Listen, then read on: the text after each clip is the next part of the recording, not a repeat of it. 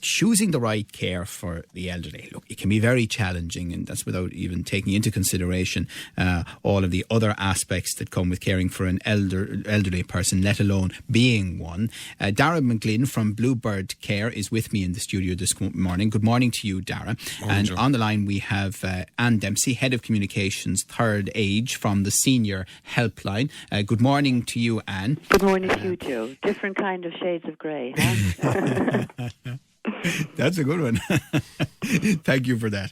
Before we get into some of the specific detail, I just want to ask both of you, and I might start with you, Daragh, the Fair Deal scheme that the government brought in, and there was a huge amount of attention around it at the time. It was meant to help people find a high standard of care in nursing homes. Now the Minister of State for Primary Care, Kathleen Lynch, is saying the scheme is unsustainable in its present form and is going to have to be changed. The notion that you would pay €260 to €290 for a service costing anything up to €1,200 is unsustainable, she told the Oireachtas Health Committee. What are your thoughts on that?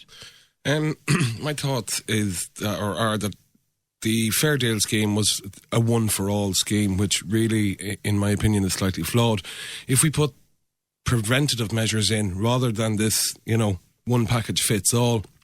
For example, in the industry I'm in, the home care industry, €1,200 per week would buy an awful lot of home care, and even a fraction of that, say just between €400 and €500 a week, could buy 3 1-hour visits a day for someone living at home. So this idea that, let's put nursing homes forward as the care solution for everyone, I don't believe that is the case.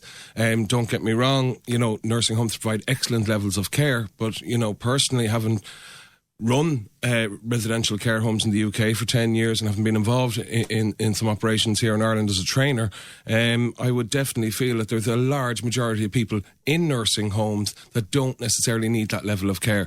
But because there's a Fair Deal, it's a one solution fits all.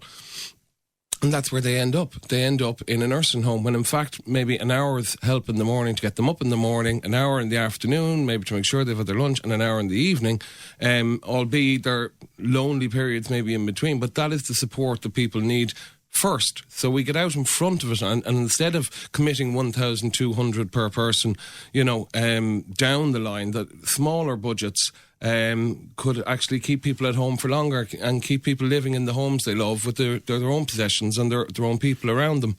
What about state subsidies for your service and similar services to yours? Yeah, I mean, the Fair Deal costs on average $950 million a year at the moment, and there's a waiting list in mid-January of 1,188 people, and that reflects at about 11 weeks.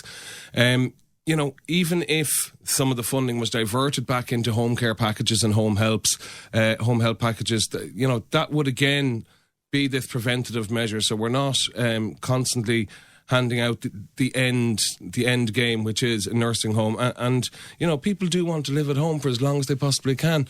You or I, given the prospect of going into a nursing home tomorrow, would be very daunted by it. And we're young people, so... Yeah.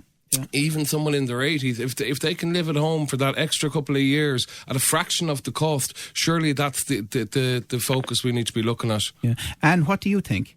I'd like to support Daragh 1,000%, Joe. As he said, nursing homes can be an excellent option for some people, and one of our programs in Third Age is called SAGE. It's a support and advocacy service in which we train independent volunteers to represent and advocate for people in nursing homes. But it is stated government policy that people, in fact, be encouraged and facilitated to remain independently in their own homes for as long as possible, both for their own sake and indeed it makes such a good sense for government. And one of the services I'm probably on to talk about this morning with great pleasure is Senior Helpline. And Senior Helpline is recognised by the HSE as a primary care service which supports people and helps them, and it makes this very important contribution to help people live at home. We have people who phone us every single day, every morning, every afternoon, every evening on their own at home, and we are kind of their lifeline. So I really agree with what he's saying. How much state support is there for home helps at the moment? Not sufficient. It's government policy, and yet the services aren't there to support that policy. And not so much on the helpline, but through our national office in Summerhill, County Meath, where we have an active local membership, we know of people whose home help services have been cut, whose general care services have been cut, and that is going to make it much more difficult for them to live at home. So government is really acting against itself, and it makes very poor fiscal sense and very poor quality of life sense for many older people. However, of course, this has come back into sharp focus because of another area where the elderly are finding it difficult, and not just the elderly, and that's emergency departments. And people were talking about the fair deal in the concept of this awful term, bed blockers, weren't they? The government were saying, fair deal is there and it's important to get people out of hospitals as soon as possible to help on the emergency department end. Yeah, but that's all of a link. That's all the same link in the chain. People are staying in hospital because there isn't a step-down service for them that's suitable, or there aren't the necessary home support so they can go home. I mean, Daragh, how big a factor do you think it is in the emergency department crisis that we are not linking all the links in the chain together properly? Yeah, I mean, if the whole service is tied together, as you say, through links in a chain, well, then obviously, we don't have these huge gaps appearing. If, for example, home care packages and home help funders or providers had the funding there to actually work with the discharge coordinators in the hospitals and say, well, right, it is actually safe to take this person home because we have hours and we have supports to put in place for them. I understand that horrible term, bed blocker, but it is a reality in our system at the moment where there is nowhere for people to go. And what we have found in the past is people are actually coming out and the sufficient supports aren't actually in place for them before they come out. Yes. So you have people coming out, vulnerable adults coming out into the community, into apartments or houses where the proper support has not been put in place. And what's going to happen with these people? 6 months, 7 months down the line, they're going to present again. So, as I said, we need to get out and put preventative measures in the community, which is additional support for the home care packages and for the home helps. And, if you take it one step further, if a fair deal scheme could be created whereby people were assigned a budget to buy their own care in long before they end up in a nursing home, so that the budget goes with the person. So when you need a small bit of support at the start of your older age cycle, where it's maybe just a little bit of help to get up out of bed in the morning, or to get dressed or have a shower once or twice a week, whatever it is, then this is the place we need to be committing funds, because the support at that level will elongate someone's independent life in their own home, and therefore that'll prevent your bed blocking, that'll prevent your huge fair deal overruns, because as I say, fair deal to me is a little bit like, let's scrap taxis and give everyone limousines, because Okay. Well, we are looking at it from a holistic point of view, caring for the elderly, and we're joined also on the line by John Harrington from Specsavers. Good morning to you, John. Oh, good morning, Joe. How are you keeping? I'm very good. And yourself? Great, thank you. Now, John, when older people are coming into you at Specsavers, what are the big challenges that they're facing? I suppose, really, Joe, from the eyes point of view, it really is your most important sense. And in Specsavers, we provide a full clinical eye examination where we're looking at two aspects. Really, the first would be, how well are your eyes focusing to make sure you're meeting, the driving standards, you've got comfortable reading, you can see TV clearly, that you're happy with the whole vision part of things, and if you need any glasses or contact lenses for that. And the second part, particularly, with age, is looking at the whole health aspect of the eyes and screening for certain conditions like glaucoma, which is raised pressure in the eye, or cataracts is another big one that can really impact on your vision. And also another big one nowadays is something called age-related macular degeneration. So these conditions can potentially really, decline your sight, pull down your vision, and you can have, big problems, with your sight if they're not detected, and you have appropriate treatments for them to maintain your independence. And, so it's the vision part of things is so important, really. So if you catch them, what can you then do to help? Yeah, if you can, exactly. We expect service, and we would screen you for all the major disorders. So say, for example, if you had glaucoma, where you'd have high pressure in the eye, You can take, some drops every day to lower the pressure so you have good vision long term. Another very easy one to treat nowadays is cataract, where the clear window in the eye goes all hazy and your vision drops down and you don't have clear vision. And that basically is a 5-minute morning local anesthesia procedure now, which is really, really successful, so very easy to treat.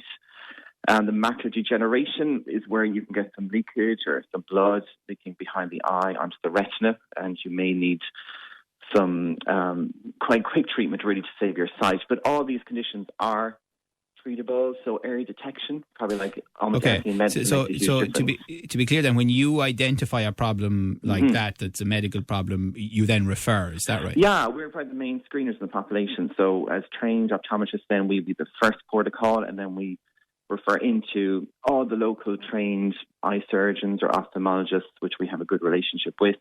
And people will get the treatment and then, return to us then for follow-ups as time goes on. So the local care is excellent. It's just getting the message across that, every 2 years you're entitled to a free eye test on your Peerless biometric card, which everyone is covered with anyway. So there's just to keep on top of getting your eyes tested, not just from the glasses point of view, which obviously are important for your vision, but the whole health and medical screening part of it is crucial as time goes on. What about healthy hearing then, John?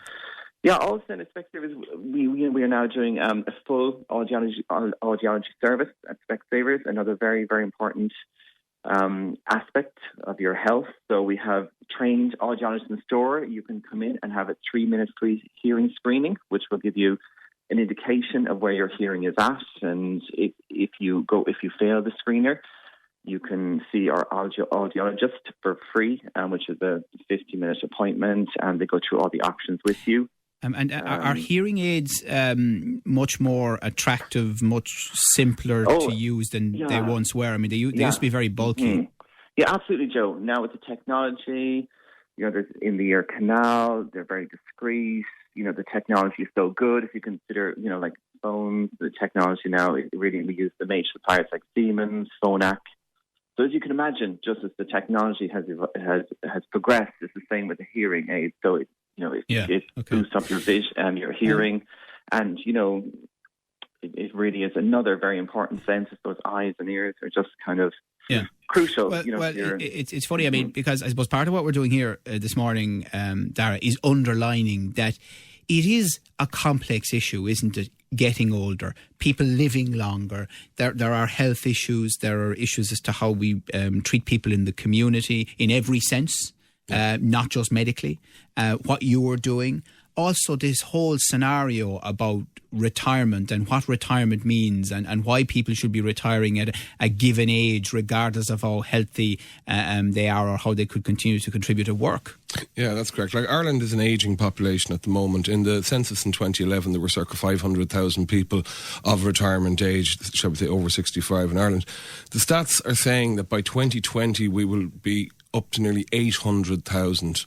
So that's a significant jump, and that's why, as I mentioned earlier, we need to get out in front of this this issue and start putting systems and procedures in place to assist people to live and facilitate their own choice to live at home or to be involved in their communities, and like, we work very closely with Active Retirement Ireland, and we work with them on a variety of projects. Not only are they contributing to their own communities on a voluntary basis, the association is advocating for older people, and along with Age Action, these retired communities, they're active parts of our community, and that needs to be promoted as well. Right, and I know obviously you and Specsavers have your various websites. People can get in touch to find out more, and you can help in lots of ways too, practical advice and support. Picking up Dara's point, third age is depends completely on older volunteers to run our programme. So they're really part of the solution, not part of the problem.